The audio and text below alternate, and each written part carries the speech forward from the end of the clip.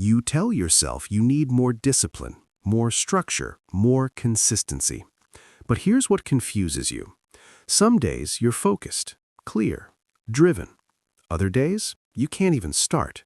The same goal, the same desk, the same you. So why does it feel like two different people are living inside your life? And what if this isn't laziness at all? You wake up motivated. You plan the workout, the project, the new habit. It feels real, aligned.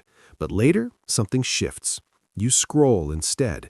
You postpone. You suddenly feel disconnected from the version of you that cared. And then the self-talk begins. What's wrong with me? Why can't I stay consistent? Why do I always ruin momentum?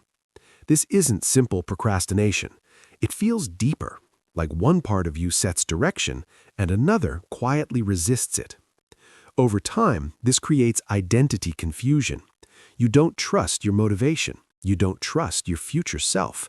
You don't even trust your goals. In personality psychology, this resembles what's called self-concept fragmentation.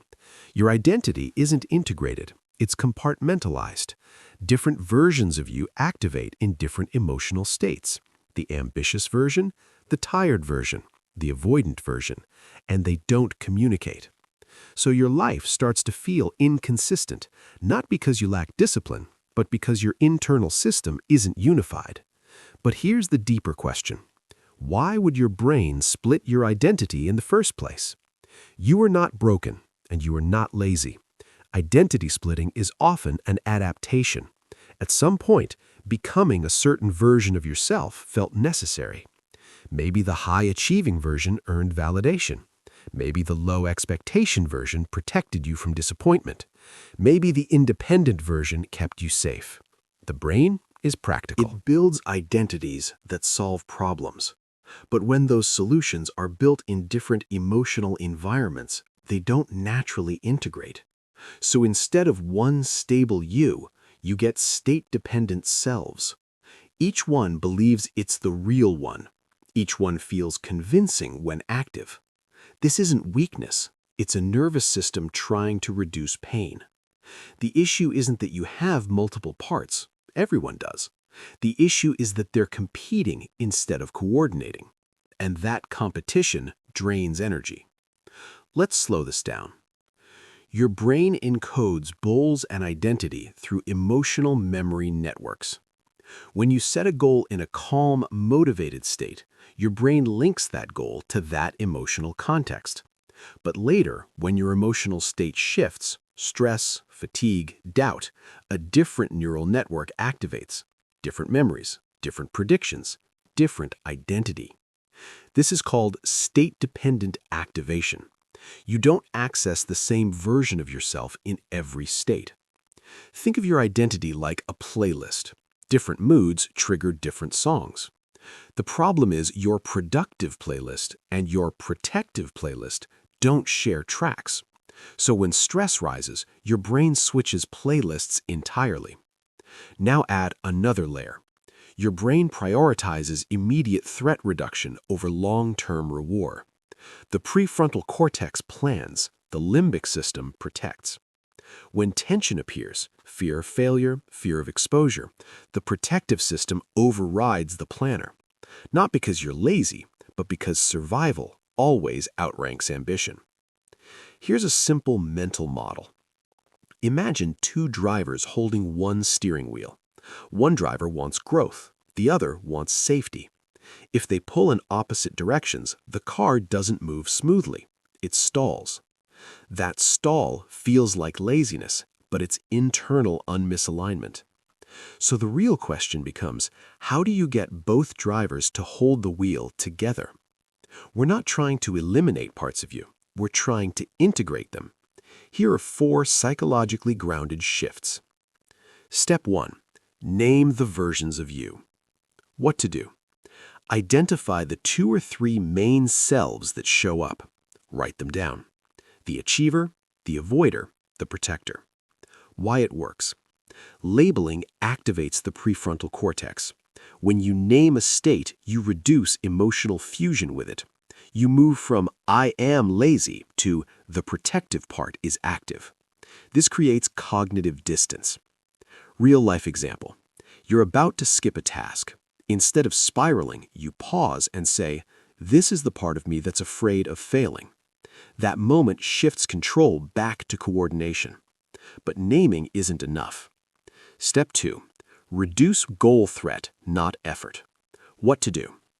Shrink the psychological risk of your goal. Make it smaller than your fear. Why it works. The limbic system reacts to perceived threat. If a goal feels like identity judgment, this proves whether I'm capable, your brain defends against it. Reducing scope lowers emotional threat. Real-life example. Instead of finish the entire project, you commit to 15 minutes. Now the protective system doesn't activate as strongly. Consistency increases not through force, but through safety. But there's a deeper layer. Step 3. Create state bridges. What to do? When you're motivated, leave signals for your future stressed self. Short notes, clear instructions, pre-decided next steps. Why it works. State-dependent memory limits access across emotional shifts. Bridges create continuity. They transfer intention across moods. Real-life example. At the end of a productive session, you write, "Tomorrow, just open the document and edit paragraph 1." Now, when stress hits, your brain doesn't need to redecide. The path is already laid down. And finally, the most important shift. Step 4. Validate the protective self. What to do?